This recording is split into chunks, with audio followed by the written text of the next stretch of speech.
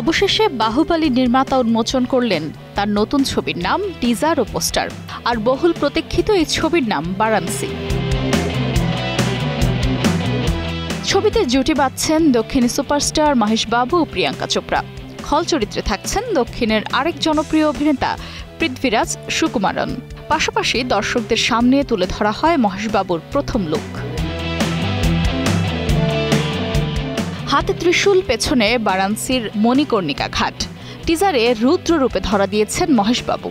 দৃশ্যটি প্রকাশ্যে আসতেই ভক্তদের উত্তেজনা কয়েক গুণ বেড়ে যায়। সিনেমাটিকে নিজের ড্রিম প্রজেক্ট বলে উল্লেখ করেন মহেশ। তার ভাষায়, আমি রাজামৌলিকে গর্বিত করব, সবাইকে গর্বিত করব।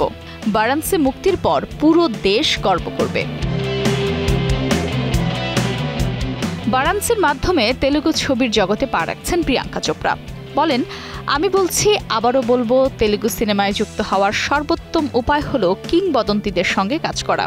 মহেশ বাবুর হাজার হাজার দর্শকের উদ্দেশ্যে প্রিয়াঙ্কা কৌতুক করে বলেন, আপনারা ওনাকে কি বলেন, বব না লায়ন? আমার কাছে উনি এমবি। অবিশ্বাস্য, কিংবদন্তি মহেশ বাবু।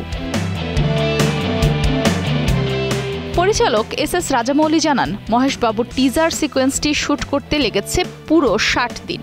প্রতিটি দিনই ছিল নতুন চ্যালেঞ্জ। প্রতিটি অংশ যেন আলাদা একটি ছবি।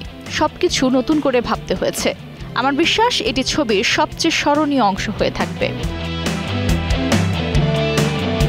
মহেশ বাবুর রুদ্ররূপ, প্রিয়াঙ্কার প্রত্যাবর্তন আর রাজামৌলির মহাকাব্যিক পরিকল্পনা সব মিলিয়ে ইতিমধ্যেই বছরের সবচেয়ে আলোচিত প্রকল্পের তালিকায় ঢুকে পড়েছে বারাণসী। পরবর্তী ঝলক বা ট্রেলার কবে আসবে সেই অপেক্ষায় এখন গোটা ভারতের সিনেমাপ্রেমী মহল।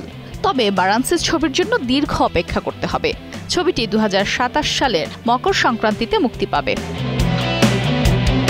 Afroza Moutushi, star news.